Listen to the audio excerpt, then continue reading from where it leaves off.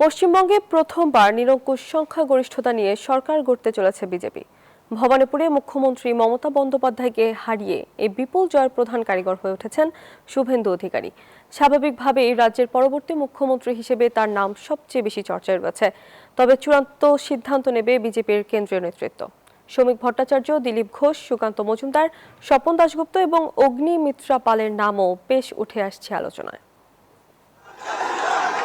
২১-এর পর ২৬-এ এসে বাংলার রাজনীতিতে গেরুয়া ঝড়। ২৯৪টি আসনের মধ্যে ২০৬টি জিতে তৃণমূল কংগ্রেসকে পুরোপুরি ধরাশায়ী করে প্রথমবারের মতো সরকার গড়তে চলেছে পদ্ম শিবির।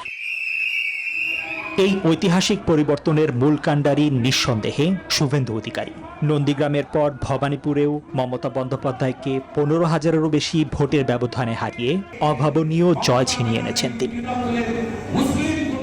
জয়ের পর থেকেই মুখ্যমন্ত্রী হিসেবে তার নামই সবচেয়ে জোরালোভাবে শোনা যাচ্ছে। তবে শুভেন্দু নিজে জানিয়েছেন তিনি ক্ষমতার লোভী নন, তাই পুরো বিষয়টি ছেড়ে দিয়েছেন দিল্লির শীর্ষ নেতৃত্বের উপর। বিজেপি আগে থেকে কোনো মুখ্যমন্ত্রীর নাম ঘোষণা করেনি, তাই সম্ভাব্য মুখ্যমন্ত্রী হিসেবে রাজ্য সভাপতি শ্রমিক ভট্টাচার্য, দলের অভিজ্ঞ নেতা দিলীপ ঘোষ, সুকান্ত মজুমদার, স্বপন দাশগুপ্ত এবং নারীমুখ হিসেবে অগ্নিমিত্রা পালের নামও ভাসছে বাতাসে। 200-র বেশি সার্ভিস ও ফিচারে লেনদেনের সব বিকাশ অ্যাপে সম্ভব। সবকিছু ঠিক থাকলে আগামী ৯ মে রবীন্দ্র জয়ন্তীর দিন নতুন সরকারের শপথ নেয়ার কথা রয়েছে।